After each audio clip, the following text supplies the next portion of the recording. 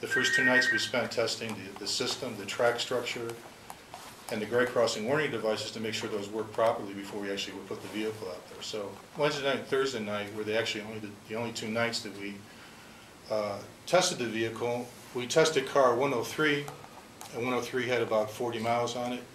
So it was the vehicle that had the least amount of miles on it that we actually had on the property at the time. We've actually put over 240 miles on that car now. And the amazing thing is it's been virtually trouble-free. It was incredibly clean. We didn't have one fault that actually stopped the vehicle from running, or that would require us to take it back to the maintenance facility to work on it during the testing period, which in my experience is a pretty amazing feat. We were able to complete two cars last week. We did 103 the first night, and then we took 101 out the second night. We completed its round of testing.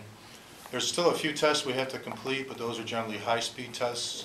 And with the section of track we have to run on, it's not possible for us to achieve 75 miles an hour or 60 miles an hour. So there's a couple of tests we'll have to perform when we get more of the system accessible to us here in a couple months. But generally what we do is we're checking the car to make sure that it meets all the specification requirements that were in a contract with Stadler. So in terms of accelerating, braking, all those safety functions, for instance, the doors are interlocked with the brakes. If the doors are open, the vehicle won't move. If someone pulls the emergency release and tries to open the doors when the vehicle is running, the vehicle stops. There's safety features in it for the driver. In case the driver would get sick or would accidentally fall asleep, there's a system alerter that you have to activate every 30 seconds to make sure that the driver is alert and awake. We tested that to make sure that functions, that it will stop the vehicle. So it's a large battery of tests that we have to go through. The installation work that's being done currently with our current contractor, Gulf Coast, is upgrading the rest of the corridor. Now it's important to note the entire corridor is not a quiet zone. And the area that we were testing in is not a quiet zone. There's 2 crossings within the test zone that we were testing in. One is McNeil Drive, and McNeil Merrilltown that will be quads and eventually quiet zones.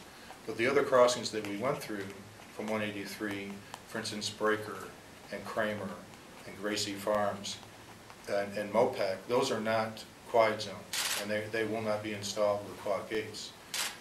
Basically because the density of the population and the housing in that area is not such that it would require us to make that a quiet zone. The important thing to keep in mind is the quiet zones and the quad gates are not there for commuter rail. The quiet zone installation is to quiet the freight noise down. And that will occur when commuter rail is running during the daytime. Obviously the freight can't run because this is not a compliant vehicle.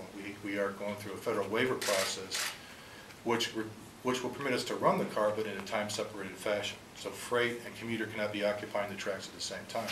So the quad gates and the quiet zones are really to quiet the evening noise down from the freight trains when they shift to nighttime operation. Commuter rail will not run at 2 o'clock in the morning or midnight. The last commuter rail train comes in at about 9 o'clock in the evening to the North Ops facility off of Burnett. So that installation is really there for